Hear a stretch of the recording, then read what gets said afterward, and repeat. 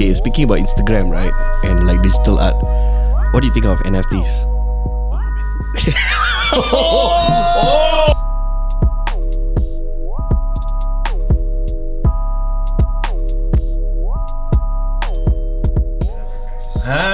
We are back. We're having some difficulties with the. Okay, so short.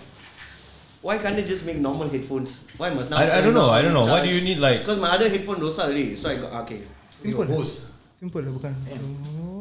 Simple. Simple like pimple, bro. Simple like bro. I just watched his latest episode yesterday, bro. That was like 1 hour long. What? Langkawi Part 3. What Nat TV. Hello. Yeah, boleh dengar. I haven't watched that yet. Yeah. Boleh dengar. Hello. I'm good with this. Aku tengah cari lubang macam malam pertama ya. Macam malam pertama tak jumpa lubang ya. Malam pertama je ke jumpa lubang? If the married man cari lubang. Malam lain tak cari lubang. Boleh. Dengar tak? Hello. Oh shit kuat. Kuat. Kerja di Oktober bro. Tak sanggup lagi aku. Ini bulan apa? Mengenang 2020. Hello. Boleh dengar tak? Yeah, that's yours. Baik dua earphone ni dia. Bukan apa sial? Oh, patut Sennheiser sial. Hand sanitizer. Hand sanitizer. Sponsor the pod. Hand sanitizer tu. Sorry, a bit wet today. It's okay bro. It's better wet than dry bro. Untunglah dia tak kering. How are you guys lah? Good. I'm good, man. It's been a while. Silent phone. It's nice to see another brown person in the pod. You're not brown lah.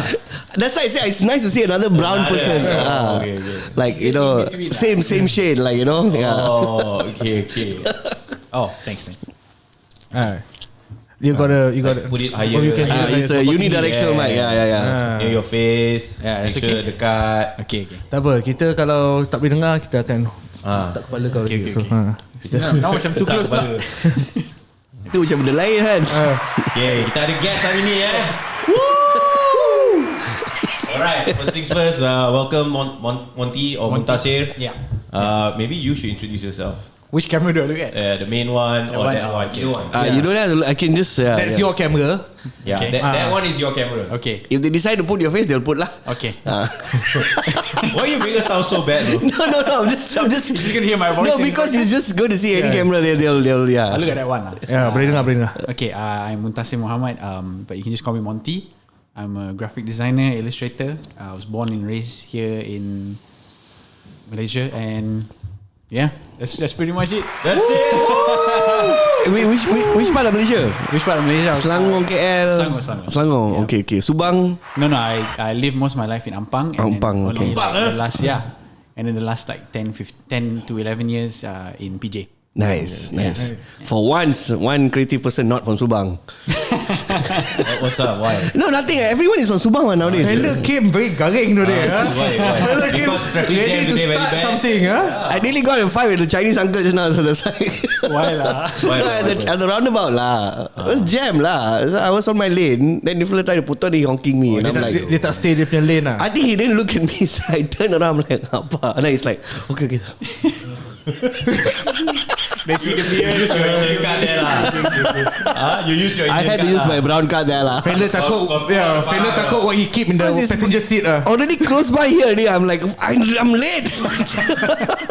I nearly ran over an Indian guy just now. Oh my god. That happens normal bro in this country. There's a lot of racial tension going on here. No. I felt like Chinese, Indian versus Chinese. I felt like the guy, he was trying to hit me. Because I turned the corner and suddenly there was a motorcycle coming my way. But it was my lane. Maybe he was like insurance claim. Aduh. Indians can afford insurance lah. Actually, guys, everyone out there, please get insurance. It's very important. It's very important. Wow. There's a PSA. There's a PSA. If you are one, I got a good agent from AIA. So I get commission. That's Great Eastern. It's either Great Eastern or Shengi lah. Yeah. Man, their company event recently, you saw the video.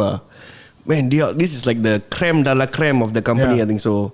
Went to Greece, bro. Their company trip, bro. The company trip, yeah. And then in the company trip also got their higher level of the highest levels. Gila lah. Yeah, man. He's like top in. So crazy, So, man. I just look at his Instagram and Yeah. his YouTube video. I'm like, what the fuck, man? This guy is next level. It's different level. Yeah. Shaggy does it on a different level. Yeah, but I'm very happy Shengi is a United fan lah. So yeah. Shout out Shengi Ko. Actually, how are we doing as United? Wait, so the both of you United fans? I am, but I think I'm no longer because I don't really care about EPL. Yeah, I really watch. I only care about NBA now. Yeah, I just watched the highlights nowadays. Yeah, the last time the other day I went to watch the match with the one day against City, right? Oh wow, How they lost? that's a good match to watch. 6-3, bro. They scored like Haaland scored hat-trick again in one game. Could have had like 5. The guy is like a robot, man. Yeah. The first like Kevin J says. No. No, he's a UFC guy. So you want to talk UFC, you have to ask him. No, I watch combat sports. Kevin J says Haaland looks like Hitler's wet dream. What the fuck? Blonde hair. Really, if you look at, have you seen his face? Yeah. He really looks like Hitler's wet dream, man. Like Aryan to the max. No, actually, he looks more like a Viking. Yeah. Correct lah. Hey, talking about UFC, right, bro? I wanted to show you the fight something. is this weekend, right? Yeah. So who you got? I don't think anyone Charles? I know wants Islam Makhachev to win lah. Hey, sorry, hold on. I want to show you something to. Wait, Flo. he's good, right? Yeah, no. His coach is Khabib, right? Yeah, no, but I feel like he only got to his point right now because of Khabib.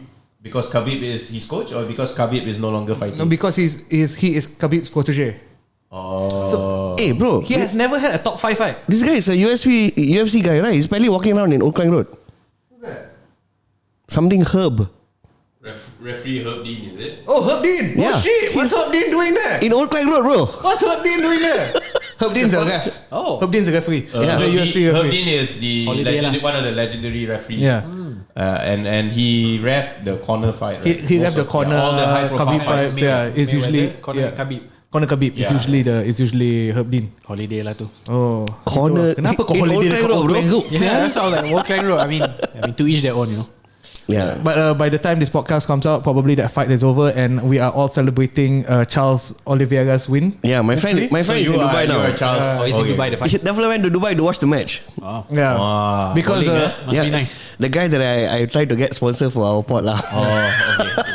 because Oliveira beat my favorite fighter, so I'm hoping he wins. Who's your favorite? Justin Gaethje. Gaethje. Okay lah. Okay, I'm lost. I don't know. Okay. I was just talking to a friend of mine last night about how I could never get into UFC. UFC and all these. You don't like the gore and No, it's not about that. violence. It's just like I tried watching and I'm just like, nah, it's not my thing lah. Yeah. So what do you like? Football, Oh, you- basketball, okay. NBA, and football. lah. NBA? Who's your team? Growing up, I supported the Lakers. Okay. Now. Mostly when they were in their golden years, and then Lalang fella, this one. they got really shit, and I stopped watching NBA. And then very embarrassing to say lah. But then the Warriors started to become good, and then I was a bandwagon fan. Until like 2018, and then I started supporting the Lakers again Because LeBron went because there? LeBron came back. LeBron came to the Lakers, and then they won the 2020 title. And then after that, I stopped watching because it became shit again. Yeah. Actually, I still want Lakers to win. Yeah, I mean, I don't think they will, but To me, he will never be the GOAT, LeBron. I mean, that's fair. MJ is the GOAT. Yeah. Yeah. 6 championships with one team. Yeah. You know, Your opinion lah. right? In my opinion. Oh, so you think LeBron's the GOAT? No. I just don't want anybody to Yeah. hear this and be like, what the fuck, bro? Can we? It's okay, no Can we problem. turn up Monty's mic just a little bit? Yeah. Just a little bit. Monty's mic. Yeah, just turn it up just a little bit. Yeah. And then I just feel that he's the GOAT of longevity. Yeah. 20 seasons, 20 years, man. still Yeah. healthy, still playing. So I feel like that old man should deserve one more. Yeah. He's not old by any chance, but he's like what, 38? 38, 37. Yeah. God damn, it's 38 years old. Yeah. That's If 38 years old, I mean like. that's No, old. in sports That's old in lah. sports world, right? Yes, sports Yeah. world. He's a robot. Yeah. Yeah, he's Yeah, a he is, robot, yeah. always healthy, Yeah. rarely injured. Yeah. Power lah that guy. So Power, I man. feel, He had no hairline, going to got hairline again. So I think he don't know did what to implants, say. bro. Probably lah. And then one journalist made a remark like, "Oh, LeBron, I love your hairline." Then he started laughing. that reporter is a bitch lah. He no hairline, got hairline also. You want to talk about it? Ah, damn. But anyways, Monty, have you done a podcast before? Yeah. Yes. Okay, that's cool. Twice, I think. Twice. 2 podcasts. Yeah, 2 podcasts. Oh, so we're kind of dealing with veteran. No lah, I wouldn't say lah. No, I mean, I used to it lah. It's fine. It's good lah because you Yeah. know it's like at least you know the groups and all that. No, I think but the 2 podcasts that I've done, they're very like Design based. and quite scripted lah.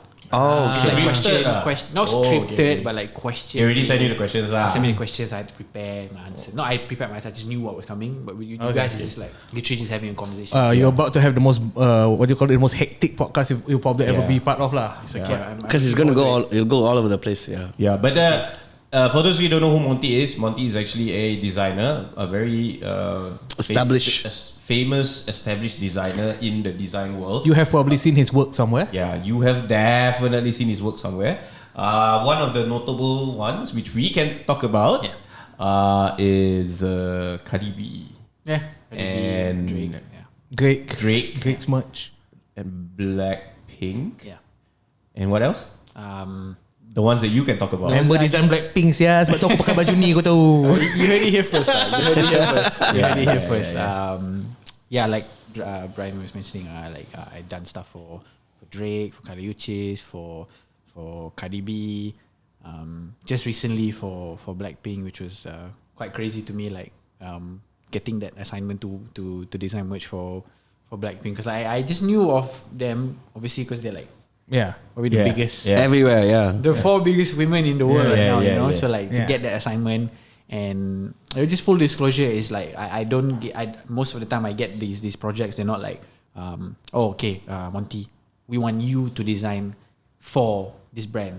It's most of the time it's like an agency or record label reach out to me and we're like, okay, we're going to pitch. Okay. We're going to pitch for these artists and we want you to help us pitch. So I pitch on their behalf under their label, and then after that is, you know, it's up to the artist lah. So most of the time it's always a pitch. So I never know like whether dapat or not lah. If my stuff is going to get picked or not. But obviously when it does get picked, it's like even more gratifying because like, you know, you don't know how many other hundreds of people had pitch ideas to these artists, right? And then yours gets picked. So that's always a nice. Usually, is it based on like a few agencies, and each agency has like a shit ton of people submitting, and then they choose a few out of it. Like how the process goes. Submit tender. Yeah, is pretty it like much a tender? Pretty much.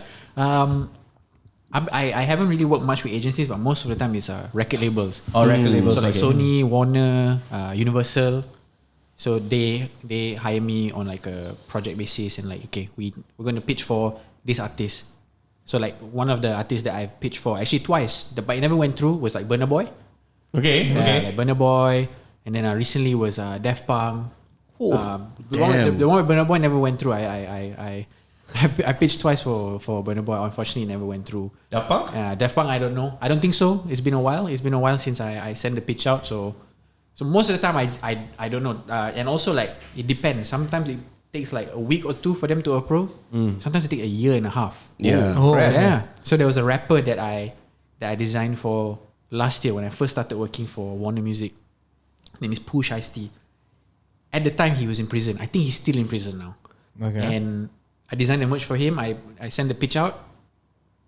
1 month later, I designed it last April, I think. Okay. Last April, and I got the approval last month. Oh, okay. Wow. Yeah, I got the approval. I was like, what the fuck? A year and a half later. Yeah. So Was it it's for not his just forgot about it. They just forgot. I completely forgot about it. His team approved it. Was it for his merch or for his CD cover? or what? Most of it is my merch. I do most of my work is merch lah. So have you like done stuff for brands? Yeah, quite a few brands. A lot of clothing brands.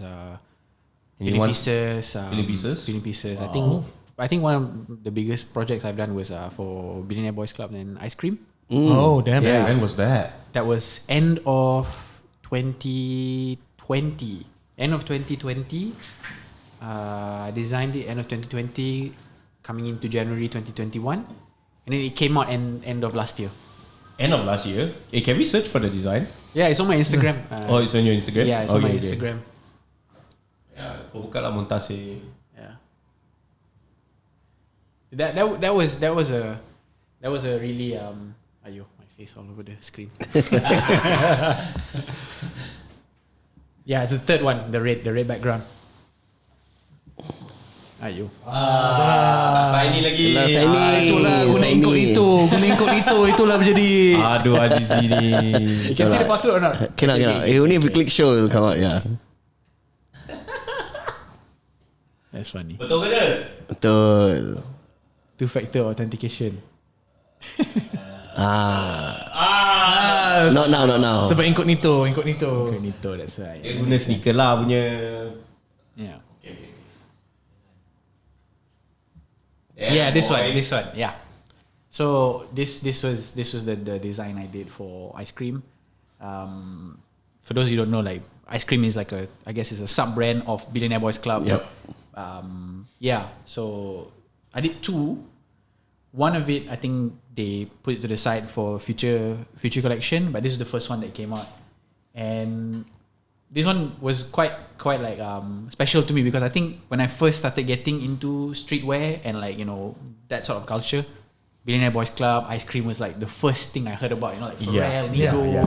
I was like, growing up, I knew of like Pharrell and Nigo before anyone else in like the sneaker. How old are you by the way? 29. 29. Sama. Gang. Oh, 3, yeah. Okay. Quite old man now. Actually, BBC is a bit more like slightly older kind of crowd, right? Yeah. I think for me, like, it was another reason why it was because also like Pharrell at the time when I was growing up, 2004, 2005, like, everybody knew of Pharrell. He's huge. Yeah. You listen to the radio, all the music, Pharrell, all produced by Pharrell, right? Yeah. And then you always see like he'd have like collaborations, and then he started his own brand, Billionaire Boys Club, and then ice cream with Nigo and stuff like that. So like that was like my first sort of introduction into streetwear. So when I got this job, I was like, serious lah, this guy. Full circle. I was like, what the fuck? How did it happen? I just got a DM on Instagram, and it was the creative director of the European branch of ice cream in Billionaire Boys Club. And he's like, yo, I want you to design for the brand. And I was like, sure. And then he just like sent me a brief, sent me a bunch of stuff. And that's one of the things that we came up with. So basically this graphic is inspired from a famous Godzilla graphic. So there's a similar graphic of Godzilla destroying Tokyo. And at the bottom it says Godzilla. Okay. So what we did was we flipped it and turned it into something that was ice cream and European, because this is for BBC Ice Cream Europe. Okay. So as you can see, there's Leaning Tower Pizza, there's a London Eye, there's Big Ben, and then you have the ice cream, and then you have the ice cream tiger, sort of supposed to be like their replacement for Godzilla. Okay, cool. Would you say you get a lot of your jobs from Instagram? A lot. Most of my jobs are from Instagram. Yeah. Especially maybe the last 3 or 4 years. But lately it's been more of a professional approach. Like people hit me up through email and stuff like that. But like before that was all Instagram lah. Instagram DMs. Yeah.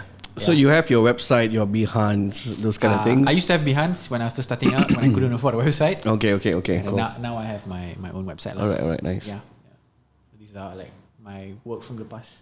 What would you say is like, besides this one, what would you say is like the craziest project you worked on? Oh man, I think Drake.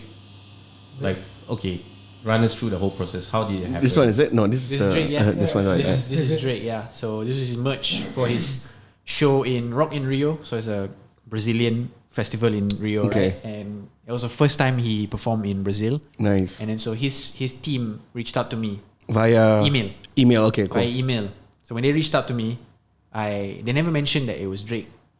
They said we represent a high something artist, high profile artist. Yeah. Could you sign this NDA and then we'll give you a call? I was like, first time I've ever had to sign an NDA in my life. Yeah. First time I received an email that they don't mention who the artist was.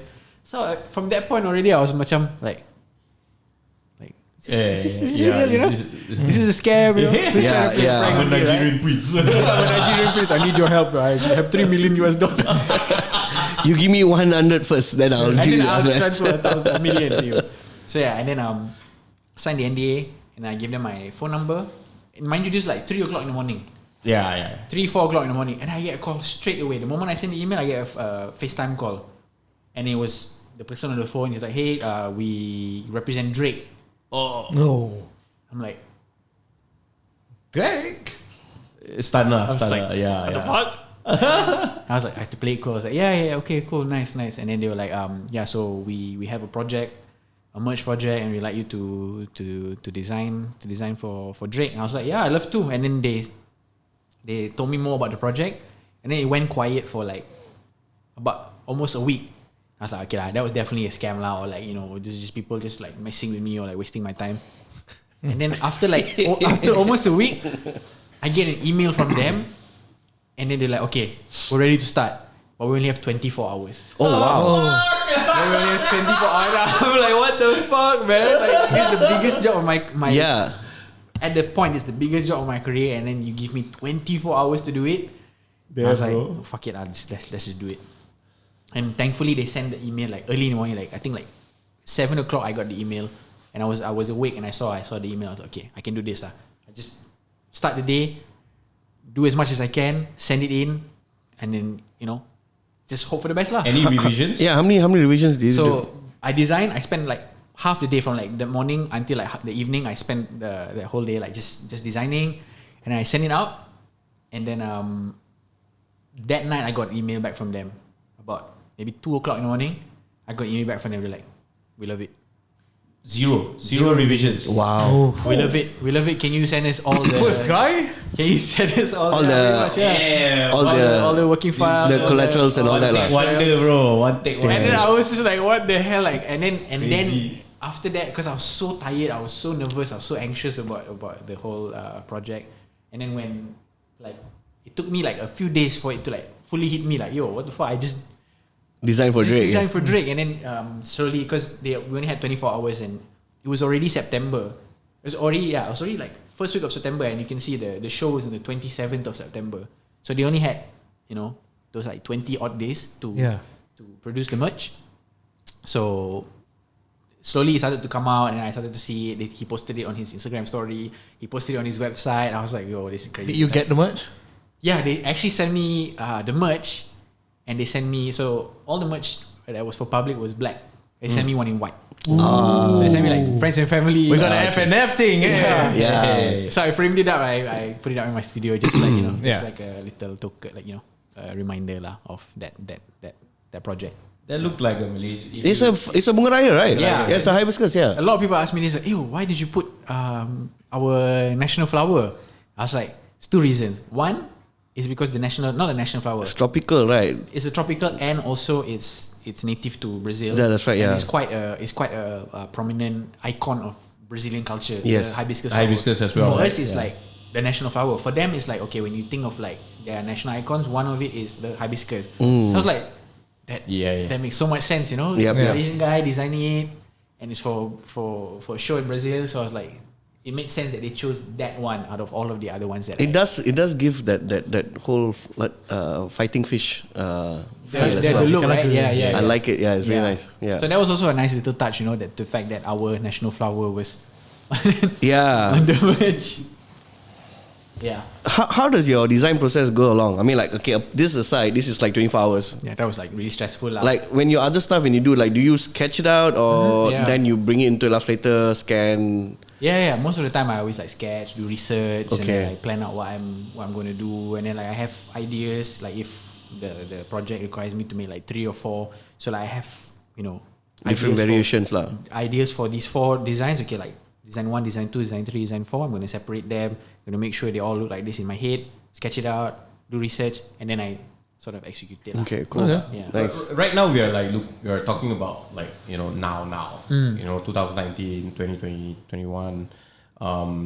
You already kind of like established your name as this go-to designer, but can you like bring us through the journey before that? How did you reach to this level? Yeah. You know, like how did people start knowing that? Wait, where did you graduate from? I actually never graduated. I don't. Nice. I don't have any. Okay, so people listening higher out there, education, yes. Degree tak penting. Yes. I wouldn't say tak penting. That one I'm not correct. I don't agree. Yeah, of course. No. I mean, it's always good to know, like, you know, like, so it's all self-taught. Yeah, I pretty much self-taught. YouTube University of YouTube and then another thing is I did a short course in London. I was fortunate enough to go to London to do a short course in design, and it was only for like 3-4 months. Apa nama course tu? It's just a intensive short course in design at Middlesex University in London. Yeah, so 3-4 months, and they taught you like photography, illustration, graphic design. So before I did that course, which was in 2015, prior to 2015, all the stuff I was doing was just drawing. Okay. It was only drawing. I never done anything. So nothing digital yet. Nothing digital at all. Okay. And I went to that course, and then that course was supposed to like macam broaden your horizon and like, you know, open your It's eyes. like a masterclass lah, in a way. Yeah, in a way. Yeah. Open your eyes to other parts of art and design. So the lecturer will be like, okay, we have all these different sort of styles and all the different sort of practices. You can pick one or pick two and then see where you go with it. So I chose graphic design lah. I chose graphic design and I just fell in love with it during that course. And I came back to Malaysia. I was like, you know what, I'm going to focus on graphic design. And yeah, I mean, obviously starting off my career 2015 as a small unknown designer, doing like small jobs, weird jobs, stuff that I never want to do again in my life, you know. You know, like what? Weird Yeah, like what? Yeah, that's what I wanted. example. like just like stupid corporate stuff and like fucking hell, man. Like, Yeah. you know, like stuff where people are like, can you make the logo bigger? And like, can you do this? Can you change this? We don't like this font. It's just like, oh my Can god. you fill up the space because Yeah. you're paying this much? Nothing artistic to it. Nothing artistic. So at man. what point did you go like, okay, I can make a career out of this. I can make a living out of this. I think maybe like a year after I came back from the UK and a year after I started doing graphic design. Wait a minute. Your timeline is before you went to this course in what year? 2015. I went 2015, yeah. 2015, yeah. Before that, you were like All drawing only. no college. No. I did college. I went to Taylor's. Okay. I dropped out because it was shit. Yeah. It was okay. so bad. It was, Because all the money goes to the ducks. there you go. Yeah. Were you getting jobs while you were going? Yeah. Was that no. already a job, or were you just going No, for fun? it was just a hobby. I would get like macam one of my friends like, hey, can you draw me this X-Men character for 200 ringgit? Yeah. Oh, that's a lot. That's a lot. Wait, before what were you actually studying in Taylor's before you dropped out? Design. Also studying design as well. Yeah, Okay. design. Okay. Yeah, and another thing was when I was drawing a lot of like superheroes and Yeah. Dragon Ball and Marvel and DC. Those are the kind of stuff I like, you know, because growing up I used to read all the comics. That's the stuff that I grew up on. dope. Yeah. And so that's why I found Okay. myself drawing a lot lah. And So you then, dropped out halfway. I dropped out halfway. So from 2012 and 2015, I wasn't doing anything in my life. Oh, Nothing. your mom must be worried as fuck. Worry is an Understatement. It's an understatement. Understatement, yes. Worry is an understatement. And You just chill at home or I like? was chilling, just like, you know, small stuff, like, you know, like people ask me like, can you design this for me for like, can you draw this for me for like 100 ringgit? Can you draw this for me for like 200 ringgit? Just surviving off that, and fortunately enough, my family lah. Okay, they had to okay. fucking like float this stupid grown ass man who's like drawing every day, not going anywhere with his life. And then I think it came to a point where I was just like, you know, I can't. Yeah. I don't think I can do this anymore. I can't live my life not doing anything, but I know I want to do art and design. Yeah. So I told my mom, I was like, I want to do this short course in London. My parents couldn't afford for me to do like a full-on degree. That's right, yeah. I applied to the University of Arts in London, which is like one of the biggest art schools in the world. I got accepted, but my parents couldn't afford it. So I was like, okay, it's fine. I'm not gonna be disappointed. I know my circumstances. I know my parents' circumstances. So I look for something that is a little bit more like reasonable lah. And we found this short course, which is very reasonable. And you know, I didn't really have to worry about where to live because I have family in the UK, in London. So I applied for it, got accepted. I went, I did the course, and then started my graphic design career lah. 2015. That's when I started doing everything digital. And then when you asked me just now about when did I think I could make a job out of this, which is the year after. That whole of 2015, the half of 2015 when I came back, I was just doing all these weird, annoying corporate jobs that, you know, I didn't like. And then 2016 is when I started to get like more interesting jobs, because while I was doing all these annoying corporate jobs, I was also making my own artwork, like personal artwork. You know, like posting on Instagram, like my own designs and stuff like that. And people started to notice it, and I got approached by like local brands to do like, you know, small stuff like just a t-shirt or whatever. And then I think one of the biggest like sort of factors that made me think like I can actually do this for a living and I could do this specific type of design for a living is when Sean from Against Lab hit me up. Boom. Ooh. Yeah. Nice. Shout out Against Lab. Yes, shout out to Against Sean Lab. Those are my guys forever, man. Like I always tell people like Sean really helped me like Yeah, this is the one right there. This is much more recent, eh? This is much more recent. Okay. Mine, the one I designed, the first one is like 2017. You gotta scroll down quite Oh quite a yeah, while. I think he. Quite far. You have to scroll down. You did for Najwa also, right? Yes. Yeah, I remember. That was 2018. There you. Yeah, because I did the plug in the blue room punya. No, that's just another one. I think you gotta scroll down more. Yeah. There you go. This one. Yeah, those two. Yeah. There, this one. Damn. I know this. I remember Yes. seeing this. Yeah. I have this. 2017. Yeah. So I designed this 2016 and Sean hit me up. And like I knew about Against Lab. And I was like, he wants me to design a whole collection for him? Yeah, so at that point, how did Sean find out about you? Did you know? Because you don't really have a presence at that point, right? No, man. Instagram, I probably definitely Instagram. I think he DM'd me on Instagram. If I'm He not told me mistaken. about it. There you go. Yeah. Even I can't remember, man. Yeah, he told me about And then I found this dude on Instagram, you know. oh, he told you at the time. Yeah. I Nice. found this dude on Instagram. What do you think? I was like, yeah, it looks good, man. Yeah. Thanks, man. Yeah. Thanks for believing in me. So yeah, that when I was like, what? He wants me to design a whole collection for him. Like I've never done any like proper like clothing design, not clothing design, graphic design for clothing, right? So I did that, and it was I think it was such a big job that it really helped me like put my name out there, and it really helped me develop my love for merchandise design and graphic design for clothing. Yeah. And I have this t-shirt. yeah, I still have these, man, like this. Probably like, yeah. Because I remember the one that you did for Najwa because they were doing the podcast at their place, the plug into blue room. Okay, yeah. So I remember seeing the poster, but I didn't know it was done by you. Now I'm like, oh wow, okay. Now you know. Now you know. So yeah, like Hans, when he asked me this was like probably the catalyst for my love for graphic design. Okay. Nice. And I just kept going, and then I started getting jobs from overseas, which for me, like at that point, like it was such a big deal. Yeah. 45 people from America hitting me up, people from the UK hitting me up, and then to continue on my journey, I think 2016, I got an email from a brand in LA. It's called Renowned Los Angeles. Oh, okay, yeah. I've been working with them since 2016. And at the time when I started working with them, I looked at their page. I'm like looking at the people that wear their stuff. Chris Brown, Future, and like NBA players were wearing their stuff. And the guy is just a guy from Ohio, running the brand on his own at the time, running the brand on his own. Got his clothes out to celebrities and to athletes all over the world. And so he told me to help him design some stuff. And then that also was a big thing that helped me, get my name out there, helping design collections for him, helping design like small little capsule collections and stuff like that. And then 2017, I went to the UK for like a short trip. I initially was only going to go there for a month. And when I got there, I had met up with friends that I knew from before and from uni and stuff like that. And then they introduced me to other people.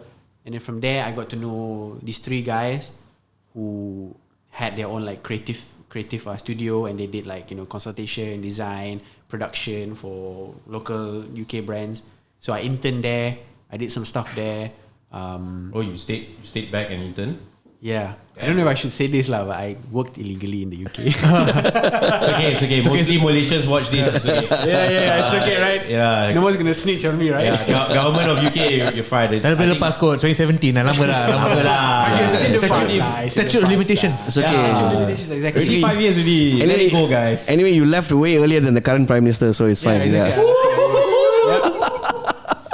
So I was only supposed to be there for 1 month. I ended up extending my stay for 6 months because you can only stay for 6 months if you're normal visa. So basically, you were still under the visa, I lah. was still under the visa. Yeah, then it's fine. Yeah. No, but you're not supposed to work. Yeah, but like you were like to be honest, it's like more like online. I mean, like you're doing mostly like digital stuff, right? Yeah. It's not like you're getting like. No, I'm not working at a cafe or working retail or anything lah. Yeah. They didn't know about it, and then my clients were like fully aware that okay, like this guy's not from here. Pretty cool to get paid in pounds, eh? Yeah, I was getting paid in pounds, so that was like huge lah for me. Like, you know, I get my first paycheck. I went to like Dover Street Market, bought my pair of like CDG Converse. I know there's a very controversial shoe, you know, the CDG Converse. Yeah, It's fine. it's fine. You're not that snobbish. Yeah. Okay. That was like the first thing I bought with my first paycheck when I was there. So that was nice, and it was a really big experience, really good experience, getting to see how all these local brands work, and they were also like friends with another agency called A Number of Names, and they basically like what you guys do. You guys handle like Stussy and stuff like that. So okay. For them, they handle like Maharishi and BBC, ice cream. Yeah. I can't remember. There's a few more. I mean, this agency is a distributor agency, or is it more like a Ad agency. creative agency for these brands? They're both. They're both. Creative so they do the distribution. Wow. And they're creative. Yeah, so they knew people from there. So just like listening to them talk about these people, and like sometimes they would come to the office, just hear them talking about the stuff. I'm just like, wow, like, you know. And like I said, with ice cream and Billionaire Boys Club, that was also another thing like that, you know, really like opened my eyes to these brands. You know, like I got to see like, you know, how they operated, you know, behind the scene, not first hand, but just listening to them. So that was nice lah. And then that was 2017, and then I came back 2018, and I just focused on you know my craft, focused on my design, and then everything else is just, I would say, just like dominoes, like all the pieces fell into place lah. I mean, you've been 2016. Sean approached you, and then you went 2017. You went to UK, but when was that period? Like which period where that particular moment where you go like, I can really do this as a real job, you know? Yeah. You get what I mean? Like, Yeah. it's real, secure. I can. Yeah, it's not just one or two jobs. you know, Yeah. This is like, wow. I can really survive with this. Like, this is it. This is my I career. can do more than life. survive Yeah, with this. You know, when was that period whereby you suddenly realized that? I think end of 2017, early 2018, I would say. That was when more and more jobs were coming in, and then more and more jobs from overseas. Yeah. So obviously the pay was better, you know, getting paid in dollars, getting paid in pounds. That helped a lot. Did the bank call you and ask you like, what's up with all this money coming in? Surprisingly, no, man. Surprisingly, no. Hence why when you are in Form 4, go to art stream, okay? No, but it was True. Yeah, if you be an engineer, they will ask you why this money coming from money here? coming in? It was not like big amounts of money, you know, like not like crazy amounts of money at that time in my life. So I don't think they really like, you know, care lah. Like this guy is getting like a few hundred ringgit, or like, you know, just like 1,000, or, you know, 800-900 ringgit, whatever lah. We let him slide lah. Okay. Let him have his fun, you know. Okay. I think at that point, back to what we were talking about, I think at that point I was like, okay lah, I think I can survive off this. I didn't have to rely on, you know, on my family for anything anymore. Your family must You see- rasa lega. You going Look back how to far you've scrolled. This is when I was only drawing. Yeah, can see. Yeah. You see Dragon Ball. I can see Class Street. Yeah, I used to intern there. You used to intern in I Class used to Street. intern in Oh, Class Street, okay. I interned there for 3 months. Damn, bro. Oh, shoes. Yeah. This is embarrassing, man. No, bro, it's okay. We need to see. The journey is important, man. Yeah, it's like me without my beard. Then I got beard. Damn embarrassing, bro. Yeah, it was like, man, your Batman stuff is damn good, way. Thanks, man. Thank you. I look I at. kind of like your Dragon Ball stuff. Your cell is good, huh? Thanks, man. Thanks. I really like Dragon Ball. Dragon Ball is like my favorite anime of all time. So I don't know why. When I look at my old, it's like cringy, man. I don't know why. Has anybody asked you to draw something to be tattooed? Yeah. No. Never. Never? I had somebody ask me to draw something for them, but it never went through. It never happened. So far, I've never had any of my designs on anyone's skin before. But that would be nice, lah. Come on, man. Come on. I'm actually thinking of tattooing Goku on my Really? hand. Yeah, but you should get like a proper. I still can't think which part of Goku I want to do. Is it the young Goku or the older one? older one, yeah. Or the If you want something cute, you go for the young Goku, Yeah, lah. yeah. If you want like something like, you know, like a little yeah. bit like macho or like. I don't know which one. You know. Yeah. But yeah. Goku tu bukan designer PKL lah. Jangan. Itu Goki lah. Kan saja. Lain. Oh lain bukan. Sorry. Silap. Aduh, silap. But yeah, this all my old illustrations and stuff like that.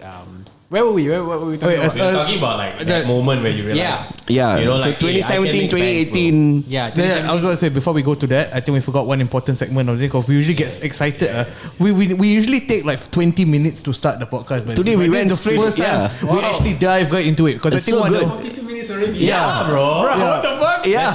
That's why it's really amazing. Like once you start talking, you go into it, and then next day you look down. Yeah, like, so oh, shit, aku gonna potong jap just because one of the most essential parts of our podcast. Kita lupa nak buat the fit check. Oh man. Okay. Yeah, so what do we have on today?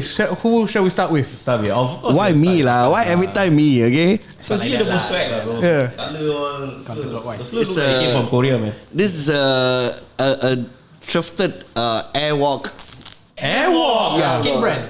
God damn, bro. Airwalk. Yeah, it's airwalk. Yeah, so I got this in a bundle shop in Port Dickson. Powers, Yeah, so 30 ringgit. Yeah, That's a dope find. I got this because I was going to Japan at the time, Nice. and I didn't want to wear one of those because I know I was going to Japan, so I wanted to look nice lah.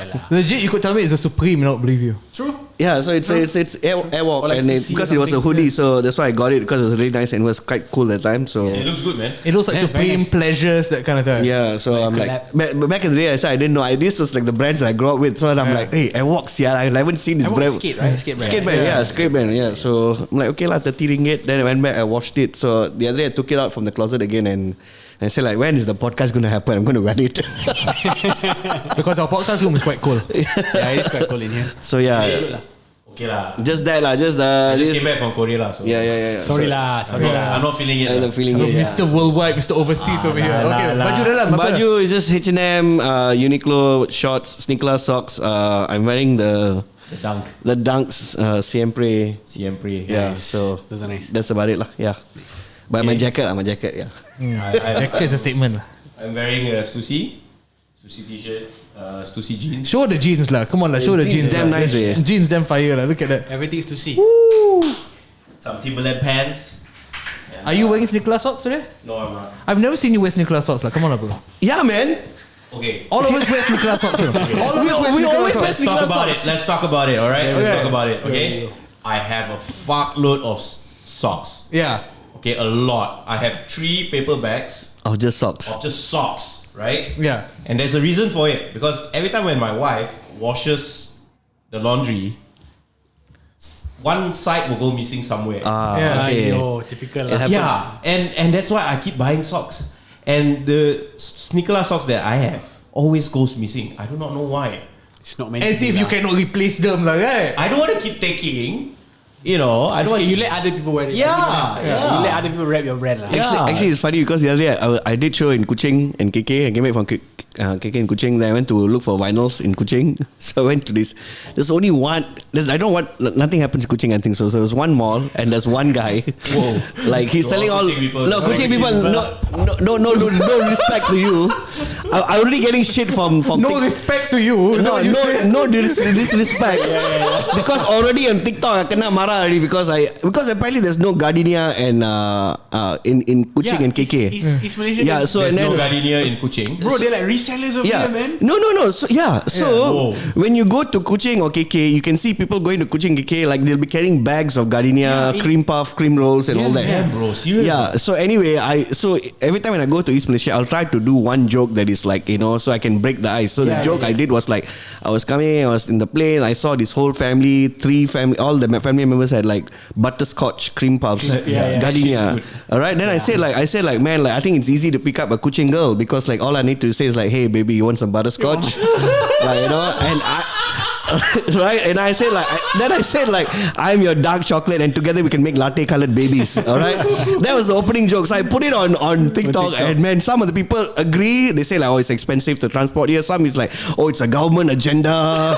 Right, we have to support a local brand. And then I got like people are just suggesting like, no, you have to go to this bakery, that bakery, and I'm like, But at the end of the day, they won't angry at you lah. they were Okay lah. no. You didn't kena like. There were a few. There were a few angry with me. me because they think You like. like the butterscotch. And So yeah, I just. Should I say sambal bilis instead? No, I said sambal bilis as well. Okay. But there's one girl who say like, if you think like you can pick up Kuching girls with like butterscotch, you underestimated us. Then I say like, if I do meet you, I will wine and dine with you. Okay. why is she so butthurt? No, well, it's Maybe it's worked before. no, like, it's the internet lah. So anyway, so nowadays I just like I either comment thumbs up or I'll just comment like my upcoming shows to this kind of comments. Oh, okay, that's fine. That's fine. So yeah. Anyway, that's the SneakerLAH story. Okay. Socks. Topi. Ni thieves eh? Thieves. Ada Thieves. Ada ke kau tanya aku? I always forget what hat I wear because I just put it on just today. pull out. The thieves FNF hat. FNF. Thieves. Baju Blackpink 2016. Nice. In your area? In your area? Seluar aku tunjuk juga. Oi. Seluar. piket. Belum lagi Aku nak lah. Boyo lagi. You cheap baksa. Can you stop by motorbikes and give me a pair of pants? Balik aku dapatkan tau. Okay. Stokin SneakerLAH macam biasa. Yo, kasut. Ni kasut mahal ni. Ini Bronx. The Bronx. Ni lawa. Lawas What ya. do you call that? Air Force One. I think strong candidate for sneaker of the year. Really? Strong candidate. Nice. Look at the swoosh. It looks like a vinyl. It's supposed to look like a vinyl. Look at that. I love the sole. It's nice. Very interesting color for the sole. Baik. And now for our guest. Oh, okay. He's wearing a Uniqlo t-shirt. Why the pause? Just wearing a. I have the same t-shirt, bro. Don't worry. Yeah, I think everyone has the same Dia pun t-shirt. aku. Yeah. Dia pun tak sure. It's the Dia pakai baju apa. best. Honestly, it's the best like t-shirt. Yeah. Like for cheap, you know. Yeah, It fits nice, oversized. oversized. Good quality. Yeah. Homo necklace. Pants from this brand called Jaded London. Nice. Jaded London. Did you use your paycheck to buy it? Like back when you were interning? No, I bought this like few weeks ago. Okay. Few weeks ago. Just and then checking. Sneakers. John Babester. Jump. That's the reason I wanted to do a feature. I wanted to put some highlight on those shoes because I still can't find my size. Down. What size are you? I'm a US 12. Ooh, so UK 11. Yes. I'm UK 10. Oh, you have. Apa ni, Malaysia still likes you. Yeah. Malaysia doesn't like my size. Yeah. But How about your rings? I saw you get something. Yeah, you have few. This one EK. Oh, EK. EK. Shout out EK. This one Top Shop from 2017 when I was in London. Oh, vintage. Yeah, 20 pounds. 20 pounds on sale from 40 pounds. Okay, About 100 plus okay. ringgit. Yeah. And then Royal Oak AP. No lah, just kidding. This is just a G-Shock Casio Yeah, mod. with mod. But Yeah. bro, at this distance, at like jarak macam ni kan, kau boleh cakap is a Royal Oak. I think a lot of people would believe though. Yeah. I'll be like, It looks really nice lah. Royal Oak AP lah. I had one which had that Royal Oak thing with Yeah. the full bracelet. Yeah. And I wore it out before. Bro, the amount of people that stare at your hand, no joke. Bro, I'm not gonna lie to you. I bought this because of you, man. Yeah. For real? Yeah, I saw. Influencer.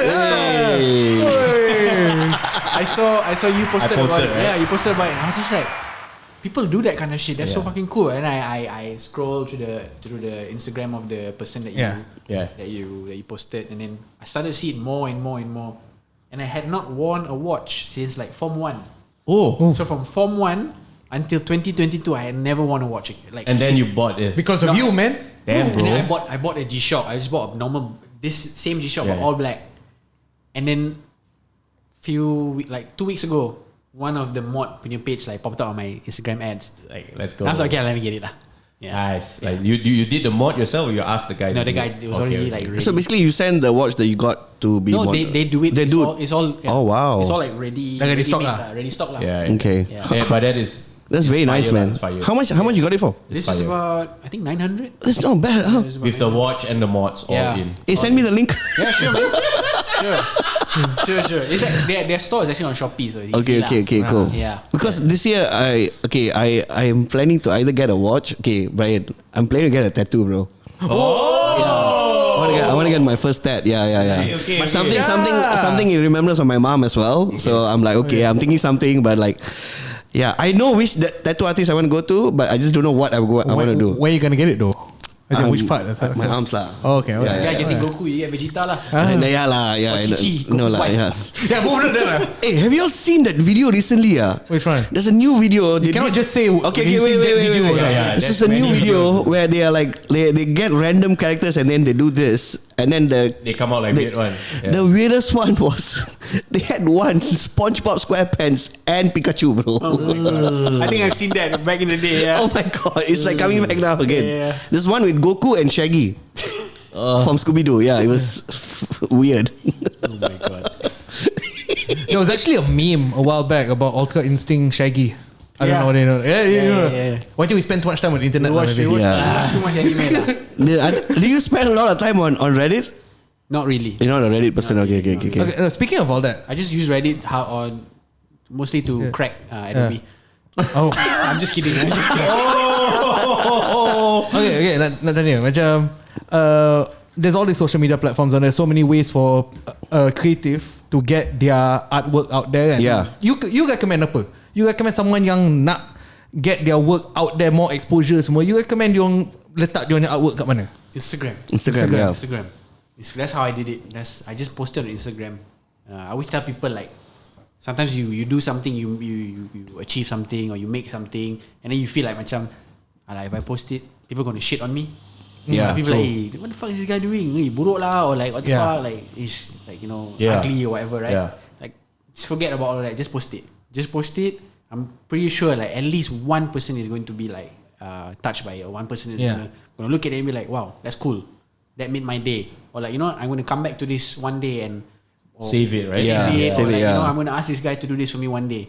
You never know, and that was always my philosophy from the time I started posting on Instagram. I just don't care what people say. If people are gonna laugh at my stuff, whatever. But if people love it, even better. Okay, speaking about Instagram, right, and like digital art, what do you think of NFTs? Oh man. Yes, because I want to know. Like, Hello, open the box today. No, because a lot of designers are like 50-50 on this, right? Like, they either want to go that route, like, okay, I can make money out of this thing. Some is like, I'm going to be not to say a purist, but like I believe in my work and I just want to stay at that. Yeah. Like, why you think it's not like your thing? First of all, I think most of the NFTs I've seen just butt ugly, man. Like fucking ugly as shit, bro. Like the worst artwork I've ever seen in my fucking life, man. We got a hot take, man. No, it's true. It's good. I think it's not really a hot take, because I think even the people who are peddling NFTs, even they don't think it looks nice. Yeah. Like you spend so much money buying something that looks like, I don't know, like, it looks like a 3-year-old could make that. Yeah. Like it looks like I could make that with one eye closed and two hands tied behind my back. Yeah. Okay. Use his toes. It's like you pay like $1 million for a monkey in a Supreme hoodie, like what? Yeah. And like there are like some NFTs that are really well made. Like I follow some people who make really cool NFTs. Like, do you remember any of them? What's the example of a good looking NFT? Because I can't remember. I've never heard anyone compliment the appearance of an NFT. I've never heard anyone go like, wait, NFT tu lawa doh, aku beli sebab lawa gila babi. Tak benar doh. I can't remember specifically. I think a lot of the artists from the art world are actually going to like that. They're not really going down that whole buy this NFT, flip. Yeah. It's more like, okay, this is my artwork, you just buy it. Yeah. I'll be honest lah. When Murakami did his, I bought the T-shirt lah. I didn't buy the NFT. I bought the T-shirt. With Murakami, I think his NFT he can get away with it lah. Yeah. Like Bryan mentioned, like artists. When artists make NFTs, then they look nice. Yeah. But when it's like all these other like NFTs of like monkeys and like digital nomads. And like freaking Bored Ape Yacht Club. I know like they're like the most What do nothing. What do you think of the Nike? The Nike NFT. The artifacts. The artifacts. Yeah, so like the sneakers, right? Yeah. That one also you can get away with that lah. I think you get a physical sneaker with it. Yes, I think so. Yeah. But it doesn't look the same. Yeah, but it's like $800 USD. Yeah. I think. I know a lot of people probably like do invest in NFT and crypto, so I don't want to like piss anybody off. It's not no, you can. This is the perfect podcast to piss people off. It's not like I hate like 100% of NFT. I hate most of it, but there are some that I can appreciate. Like like when artists make it. Like, I think Daniel made an NFT that changes over time. Like if you have it, like if you bought the NFT and you look at it like 3 days later, it's a different. It's like the background is different. Or the lighting has changed. Okay. Or like the object that he, how he always has like the objects that are like eroded and like broken. It gets the damage is it erodes more. So those kind of stuff I can appreciate. You know, there's a story behind it. There's a theme. There's a thought process. Not the monkeys with the Supreme hoodies lah. Like there's a local guy called Art Tech. Yeah. Right. Yeah, I've seen that. What's his name? Najib Art Tech. Right. So he actually sells his NFT. Not that. No, he gave me the look, and I'm like, okay, are we going there? Is I was going to say, is he going to go there? Nah, I'm not. I mean, he's already in prison, so anyway. But Art Tech is pretty renowned in our local scene. He's been selling NFTs. I'm his friend. He used to play in a band. I used to play in a band, so we know each other for years. So I've been following his journeys, and he's always been a advocate of artists using NFTs. Yeah. And I think it's an easy, fast way for artists to be self-sustaining. But I don't think he has the same kind of view as you, that all the other NFTs are shit. Because it's weird because I do photography as well, right? So a lot of the photographers I know who are like quite pictures, right? Yeah, so for me it's like, so they got some of them got in touch with me. It's like, hey bro, you have this series, like, okay, you do like this particular scene, like, can you?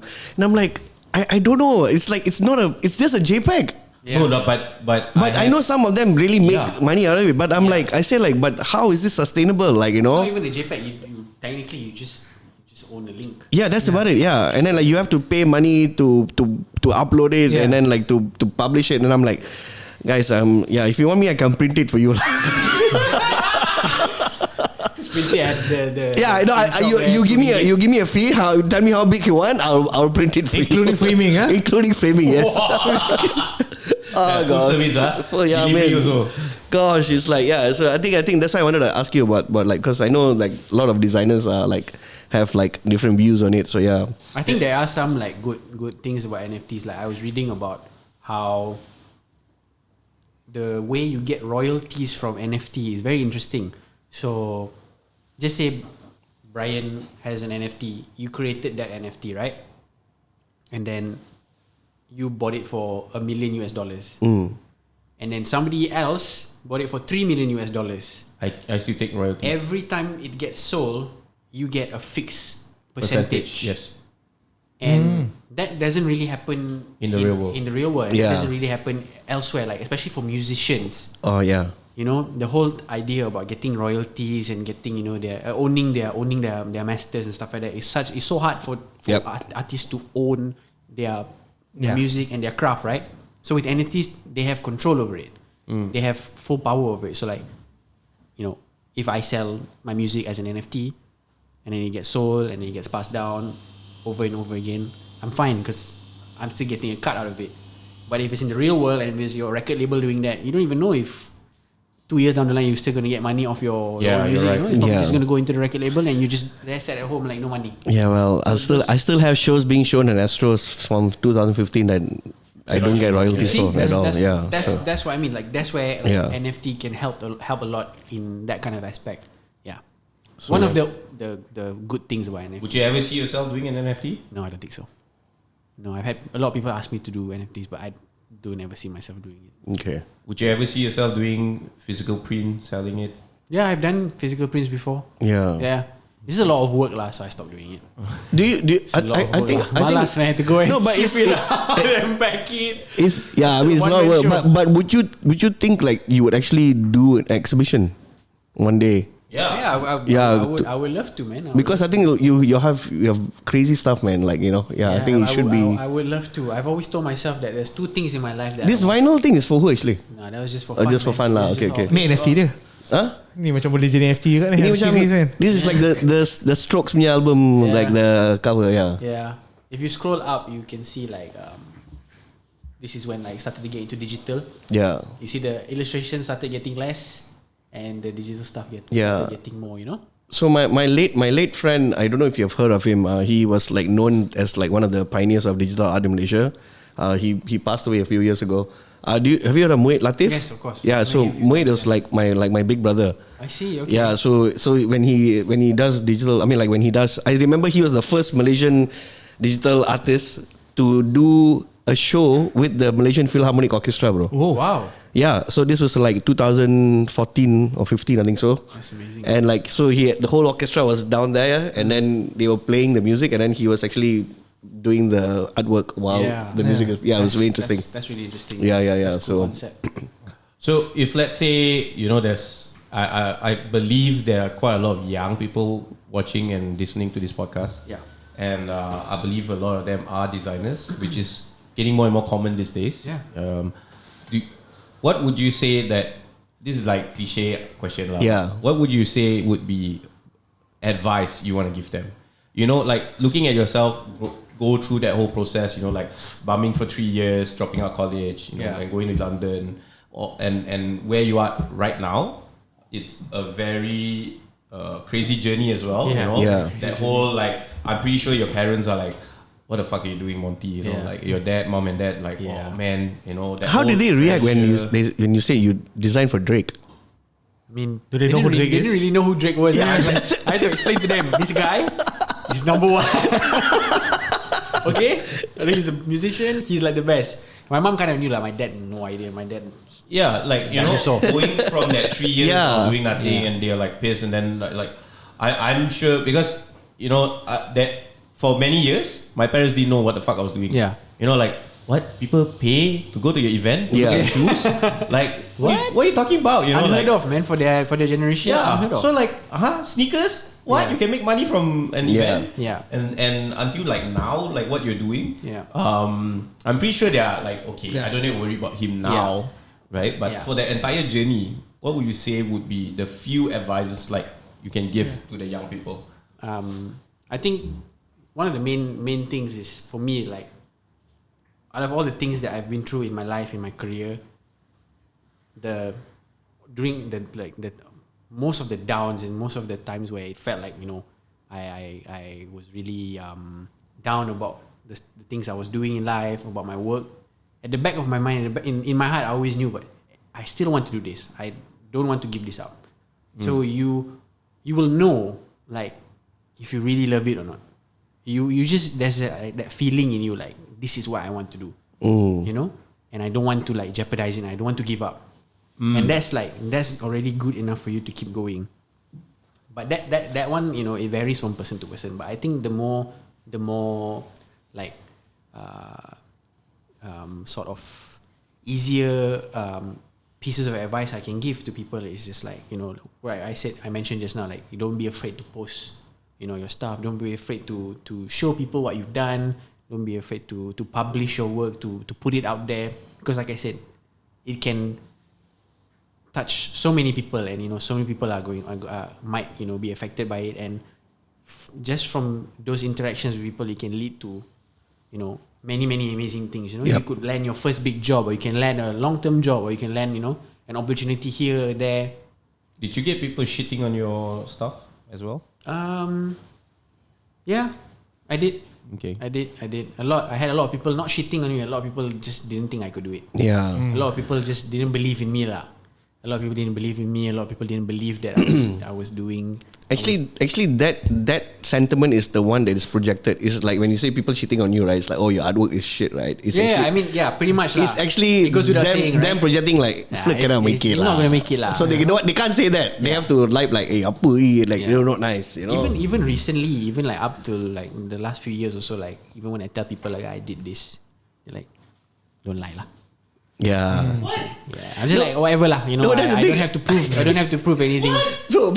Okay. The other thing that really is mind blowing to me is like, dude, you designed for Drake, Blackpink.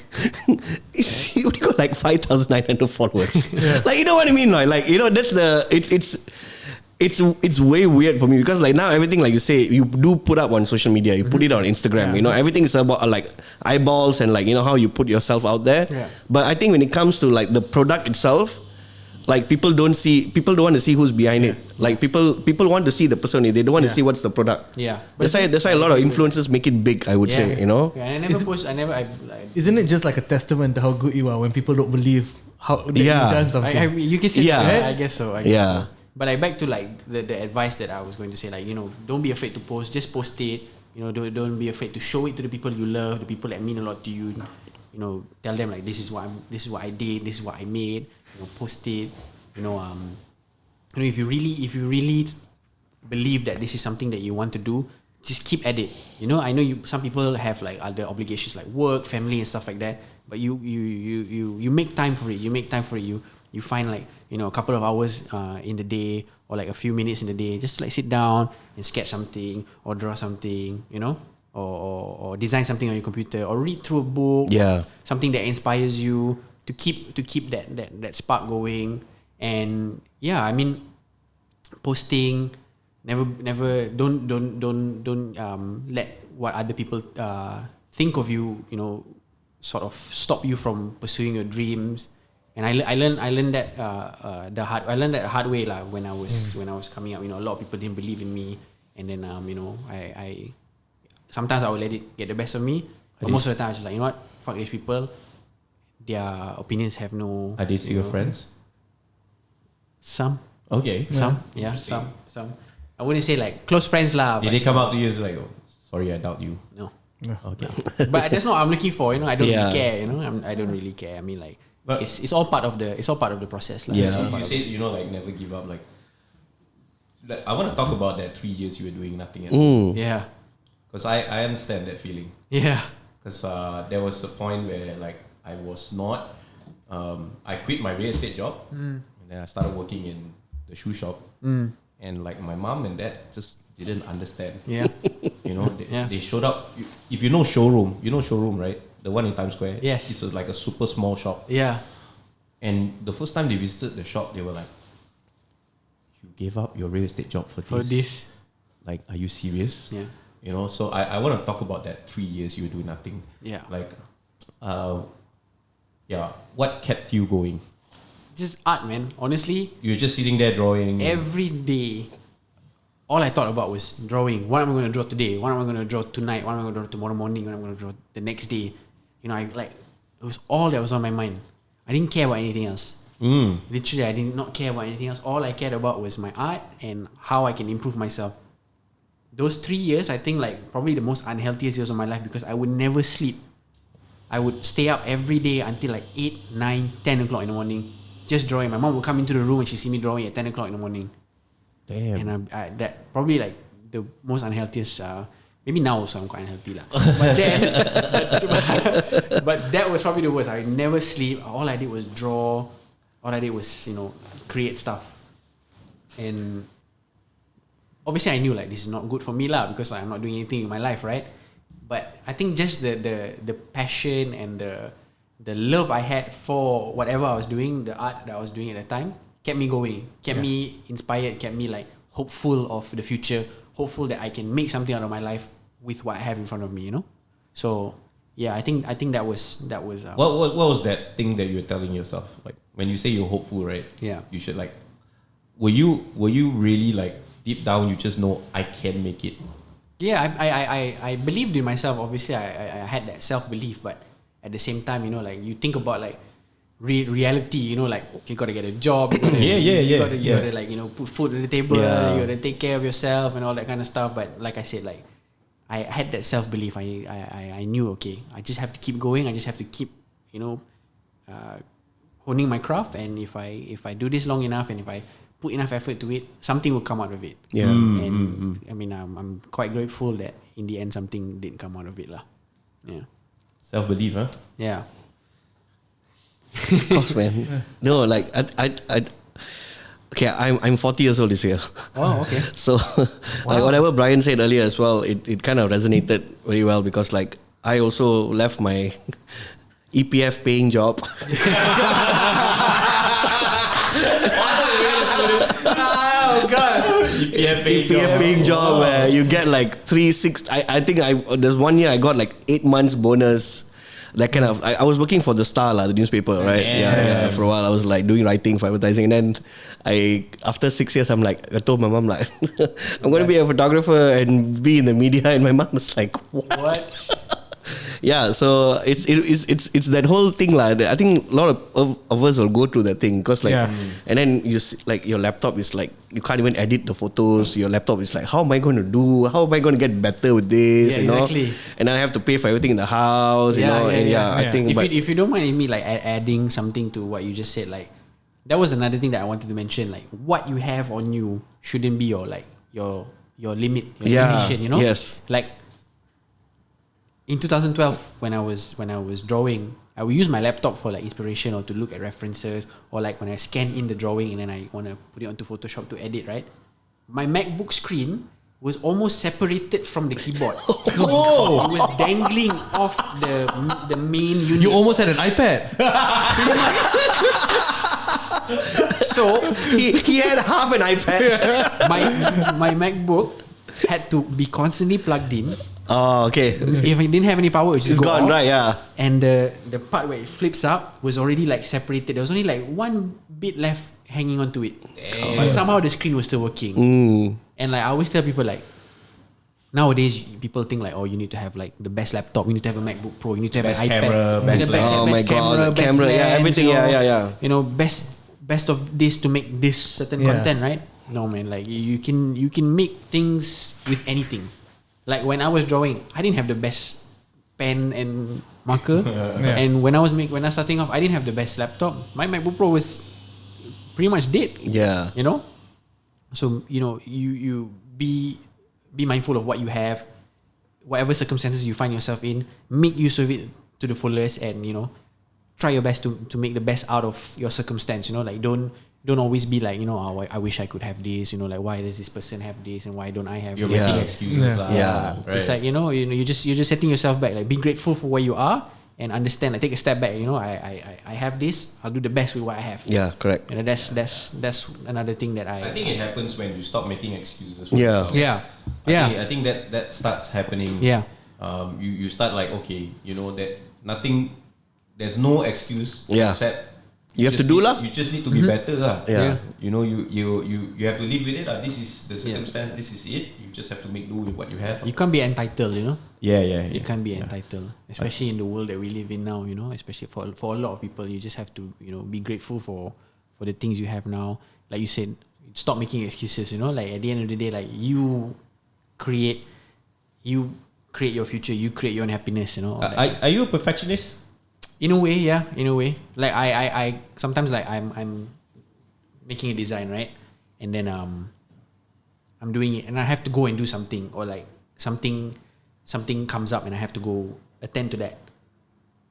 And the whole time I'm doing the other thing, You're thinking about this. I can't. I have really bad. Like I think like I guess it's like ADHD. I would say you're very focused on that thing, right? But that doesn't mean you're perfectionist. Yeah. Like my point about raising this question is like, I feel like a lot of times when it comes to creative stuff or even like work in general, if you're a perfectionist, it's very hard for you to let go or post it up. You get or obsessed. let people know what you're working on or show people what you're working on, because it's like it will never be perfect. Yeah. Right?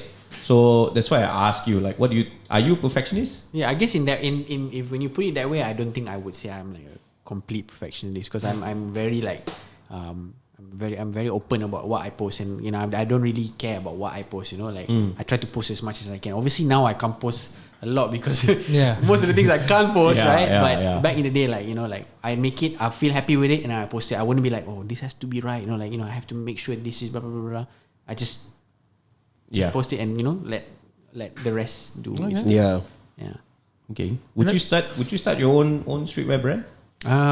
That was another thing I told myself. There's two things I always wanted to do, which is exhibition and my own brand. I hit the right one. But with my own brand, I Brand exhibition. Okay, correct. Let's do this. Manifest, baby. you never know, right? You never know. So what's your vibe fashion wise?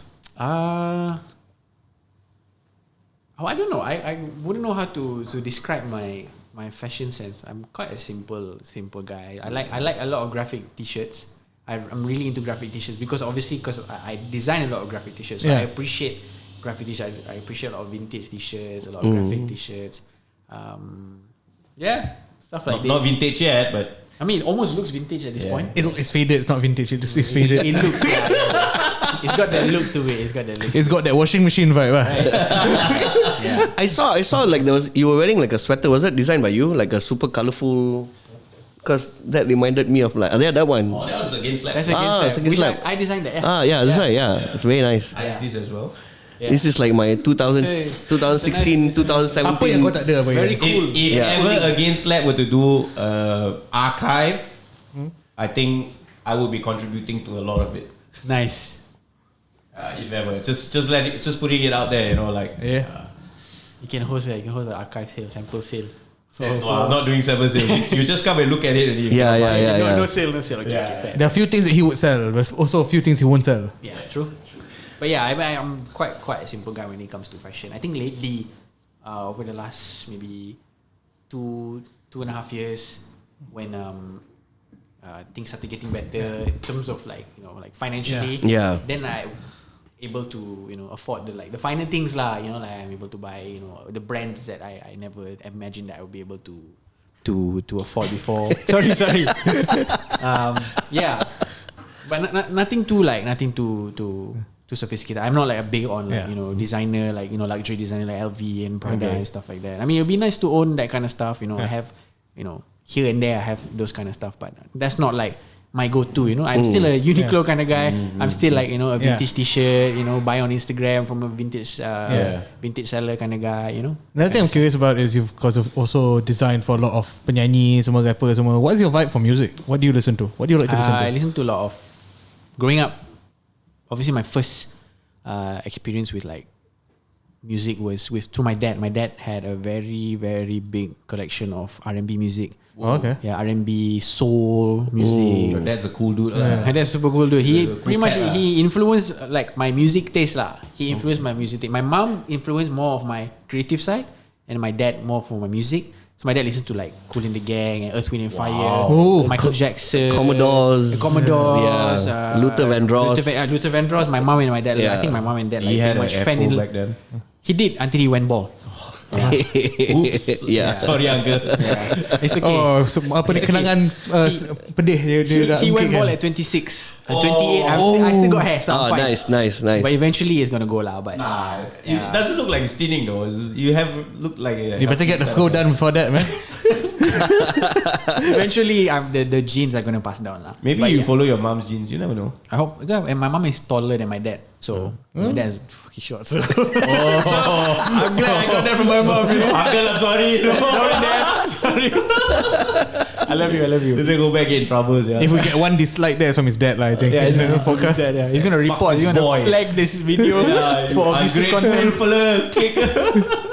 But yeah, my dad listened to that kind of music like Michael Jackson and stuff like that. And then my brother, my eldest brother, listened to hip hop.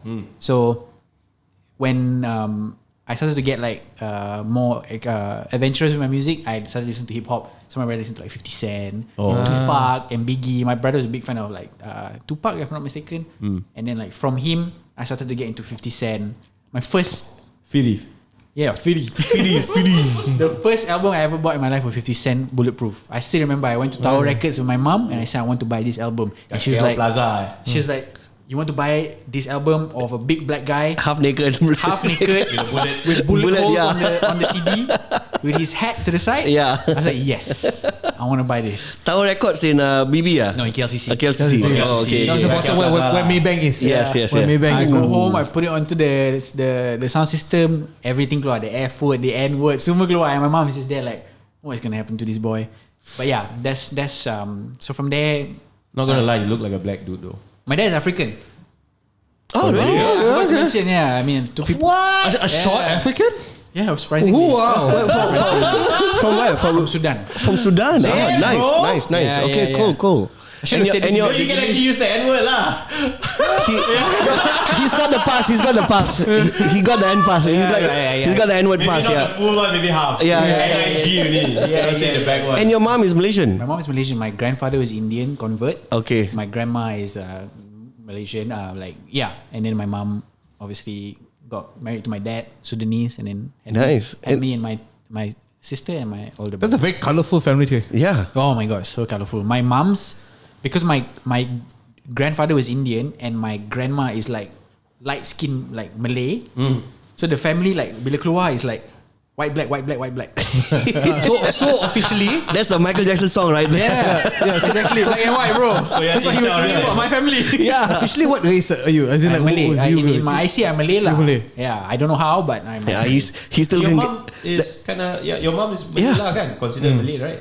Consider Malay lah. Yeah. Right. Yeah. That's it lah. So Correct like, lah. my mom was dark skin and my uncle's dark skin, and then my auntie light skin, and then another light skin auntie and another dark skin uncle. Ah. Wow. Am I adopted? People be like, am I adopted? And then one of my aunties, she got married to another like a light skinned guy, Yeah. who Yeah. almost Chinese looking. Yeah. So my two cousins Not like are like Chinese. white as powder, like baby powder. So when I used to go like to parties or like when they come over to my house and my friends are there, I'm like, these are my cousins, and they be like, kenapa kau hitam? I'm like, why? I was a kid. I was like, why? Why am I black? And why are they white? It's Yeah. like the Yeezy shoe palette. The The But- parallel yeah, shoes, yeah. right? And then as I grew up, I was like, okay lah, don't be stupid. Your mom is it's genetics, idiot. You know. So like, yeah. So are you the only one that is like fully in the creative industry, or how about your siblings? My brother is not in the creative industry. My sister is model / influencer / Who's your sister? Iman oh, Mohammed. Oh, your sister's Iman. Yeah. Oh wow. Yeah. Your sister's like super well known, man. Like she does all the beauty campaigns and all that, right? Yeah. I guess so, yeah. Wow. I guess so. Cause very small circle lah. Everyone knows each small other. world yeah. lah. Small world. I think she's been to one of the shows at the Joke Factory. I think so, if I'm not mistaken. Okay. Yeah, Interesting. yeah, Small yeah. world, man. Small world. Wow. I'm He's looking for. Soalan skema lagi satu. Yes. One of the typical question. Dream collaboration, I guess. Ah, My dream yeah. Yeah, collaboration. there we go. One of those typical questions lah. But I'm pretty sure you've answered a lot of times before, but mana tahu dah tukar. Dream collaboration. It always used to be Nike. Like proper, like, you know, get to do something for Nike, like design a campaign for them, or like design a piece of clothing for them. Yeah, I think as cliche as it sounds, I think I've always, that's like my dream. My dream job, like a proper, you know, like collaboration with Nike. Yeah. Yeah, I think that's something quite possible nowadays. I hope so. Yeah. I hope so. lah. I'd love to make that happen one Boleh day. lah. I'd love to make You that happen. already Drake. Yeah lah. Yeah. I think following up from his question, like, so if you are given a chance to be like a creative director for like any of these brands, and they call you like would you just take it up? Oh man, I don't think I could be a creative director. Really? I don't think so. A lot of creatives put themselves in the box of designer and creative director, and I've seen like people when they put themselves in the creative director box, like it doesn't really work out. Okay. But the design is really good. So I think I'm more of like a designer than a creative director. Like I've done creative direction in a lot of my work, but just, you know, a little bit here and there, not like full on creative direction. So I don't think I could become a creative director. I think I have to spend more time, like, you know, learning about the whole, you know, The feel process. or the Okay. process and the feel of creative direction. You know, obviously learning from people, learning from different projects before I could say I could do creative direction lah. So no, I don't think so. I don't think I ever become a creative director. What do you think about local brands these days? There's a lot that I really like. Like who? Can you name a few? Against Lab is one of the Okay. the biggest ones that I like. I think they were the first Malaysian brand that I fell in love with. Okay. Yeah. The first Malaysian brand I ever bought was Wolfgang. Whoa! Iskan, Yeah. for listening. You know why? Because remember when pocket t-shirts used to be such a big thing? Yeah, with the flower pocket. the Yeah. Mate flower t-shirt. He Yes, made yes. one which was like, it was black and a camouflage on it. I was like, I like that. I remember buying it off Facebook for like 60 ringgit through their Facebook page. But yeah, Against Lab, Who else? Who else are you in love with? 100%. Not only because I designed for them, but I think like the stuff that they've done after I designed that first collection for them has been really nice. Okay. 100% Against Lab. Oh man, I can't think of many lah. I don't want to piss people off by not naming them, you know, but Yeah. you put me on the spot here, bro. Oh, that's what this podcast is for, man. It's for Putting people on the spot. putting people on the Yes, spot, yes. being spontaneous. Oh, you know, man. just You gotta be quick just thinking. chill, lah. You know, Hey, I just chill. got to take a call lah. No lah, but if do you see any that you recently, you know, like not that you bought their stuff, but you've been looking at their stuff and you're like, hey, this is actually pretty good. You know, like. Yeah. Any that comes to mind? There's this one brand, Anything JB? Anything JB. I like their stuff. Shucks. Yeah. I like their stuff. I think it's really cool because it really fits like the stuff that I wear. Okay. Like the oversized, very boxy fit, workwear. I like that stuff. kind of Okay. Their stuff is nice, man. I've been looking at their stuff non-stop. So very nice. And it's reasonable pricing as well. Good quality. Yeah. T-shirts are those very heavy jeans. Yeah, I like. Actually, it comes with the ringer collar as well. the thing is, after Hans gave passed me his main curate T-shirt, I'm just on the lookout for those kind of T-shirts now. I fell in love with the kind of style. I actually don't like good the ribbing loose. here. Yeah. So I like it like good ribbing. Yeah. A bit of a choke. Kena mencekik sikit. I like being choked a bit. Lah. Because Exactly. Yeah, nice. Sort of fulfills your fantasy. Yeah. Like quietly, you're like you just go through it like. When you just walk out the whole day and someone's choking you, it's like, oh. At the end of the day, you still didn't come. Alright. Anyway. Alright. Anyways. I come perfectly well. That's why I'm a father of two. While being choked. Okay. Anyway. That took a tangent, but anyway. Very interesting. Dia lencong laju tu. Aku macam Laju. tak prepared tu this time. No. It's just that for me, like because we all mentioning about T-shirt, it feels good wearing it on stage and performing. It just feels good. It looks nice in photos. So No, I agree with you. As well. yeah, I know. I agree with you. So I like being think choked lah. It's same, bro. Cannot see the neck. I think this last 1 year I've been looking for like the perfect T-shirt, and like I've tried T-shirts from like local brands, overseas, and like it's hard lah. It's hard to get like the perfect T-shirt. Like What is a perfect T-shirt? for me right now, Yeah. the perfect T-shirt, not because I designed for them lah, but I think their construction of the T-shirt and the quality of the materials is perfect. Is Cole Buxton. Pull it up, Siapa Azizi.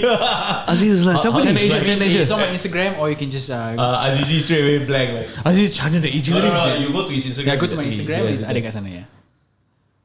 Which one? All the way to the top. Top. Jauh sangat lah. Bawah. There you go. Is this Malaysian? No, it's from London. Nice. So they're luxury streetwear. Oh wow. Luxury streetwear. I just started working. with them this year, and they're like. Are they like a sparring gym or something like that? So Or that's basically, their whole idea is like they love boxing? the gym, they love boxing. I That's like see. their upbringing, Here we the go. two owners. So they want to represent that in their brand. Oh, it's really nice, man.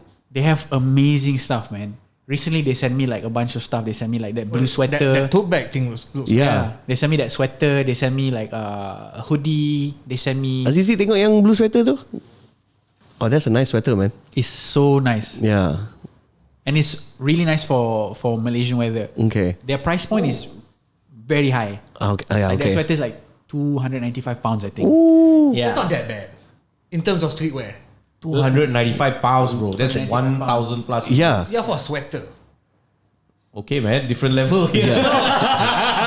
Hey, I know how much your shit costs too, man. Like I think like a t-shirt is like a t-shirt. I but- don't want to get it wrong, but I think the t-shirt is between like 75 to 95 pounds. Yeah, no, I would say it's high. But let's say 75. That's about the price of average Supreme resale. Yeah, You know? it's resell. Yeah, no, but I'm It's saying, but retail. people are willing to pay Supreme yeah. resale. Yeah, because 400 nowadays a bucks. lot of people are buying Supreme resells anyway. So that's why it's like when I say it's like Click the t-shirts. when you put it to a streetwear perspective, it's like people are spending that kind of money on their clothes anyway. You know. Oh, I know why. yes. Look at that collar. Yeah, bro. man. See Come what I on. tell you? You don't even have to wear it and you know already. Yeah, but the shoulder. You look at it, you're like, wow, that's a No, good but t-shirt. it's very good for Yeah. Asians because Yes. it's very wide. Yeah. Look at that drop shoulder. Oh, lawa It's sial. very wide. But good. it's super. Yeah, I'm just like warning you guys if you ever decide to buy it. It's super oversized. I asked for a L. M. L. Asked for an L. I can't remember what I asked for. I asked for an L. Sorry, an M t-shirt for my girlfriend. I asked him to send M t-shirt for my girlfriend, and she wore it. It was like a dress. Oh, wow. It was like my size. Okay. So size down or 2 sizes down if you decide. But I guess you want that oversized look, right? Yeah, Which is still exactly. a thing now. Yeah. Yeah. But I understand what you say. It's like the best. Really good. I think for me, it's like my favorite. AVGSM. Thick collar. But also, I think I follow a few guys online. Like a lot of the people who do like the street style stuff in London. A lot of the people who are wearing they either wear like the cargo pants, like with like the boot cut and like oversized tees. That's the style now in London now. Yeah. Very different than New York. Because New York is always very mix and match. So but like I when I see this, it makes sense now. Shout out to my co-boxing family. Wow. You guys. Gila, man. Yeah. Nice. So, any last words before we go? Thank you guys for having me, man. I already asked the cliche question. Hey, maybe you should ask one cliche question. Cliche question. I also asked a cliche question. He also asked. You need to ask one. Cliche. Why I need to ask a cliche question? Because we have to get it out the way. Okay, Mike, Photoshop or MS Paint? I don't know whether it's a cliche question or a dumb question. I don't know. MS Paint doesn't exist, I think.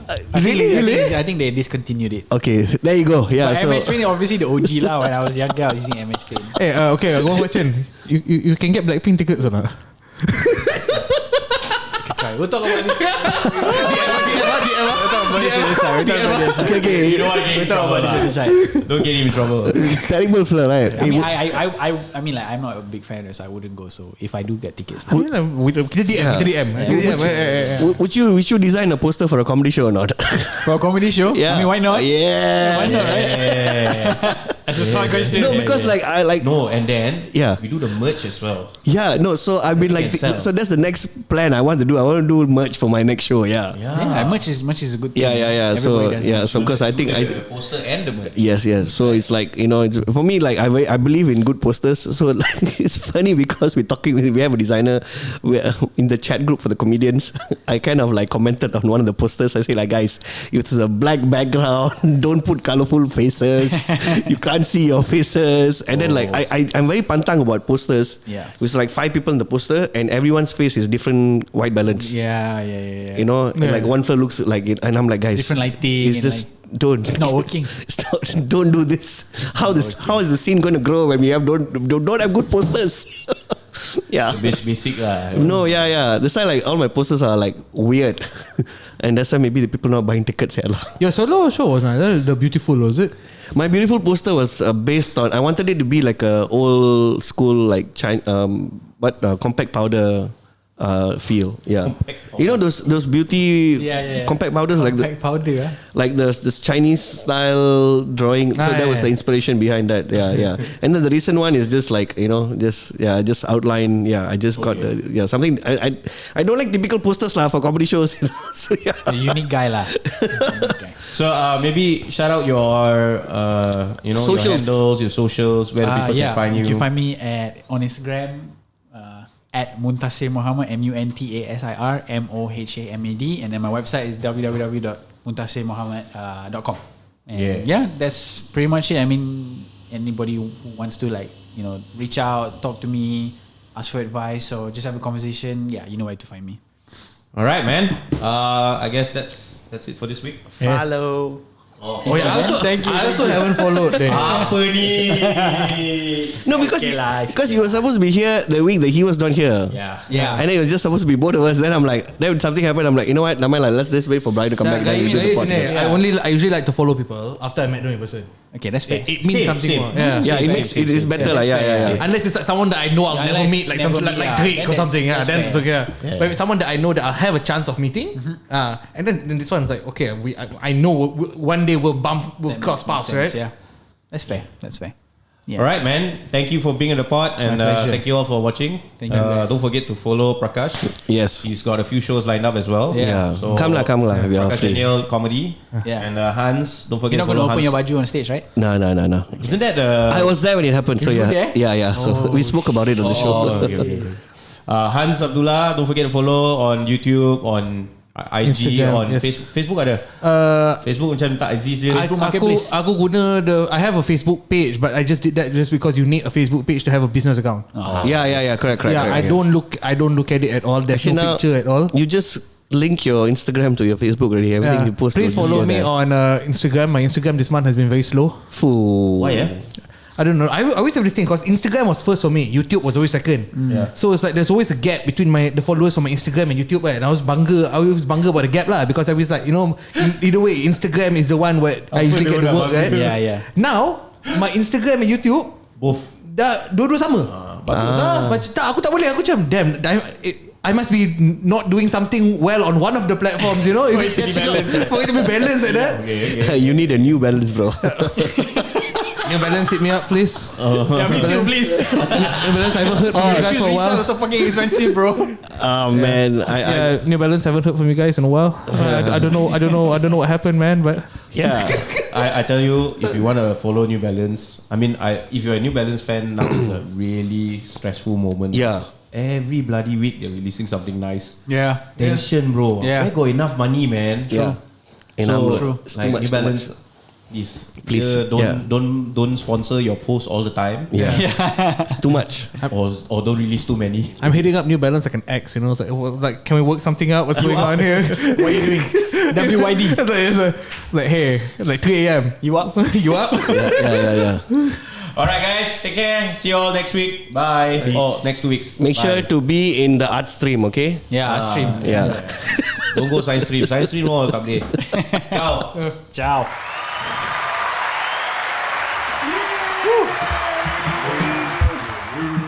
Thanks, guys. Hey, all good, man. Hey, that was easy one, man. You guys made it so easy to talk to you guys. Itulah, memang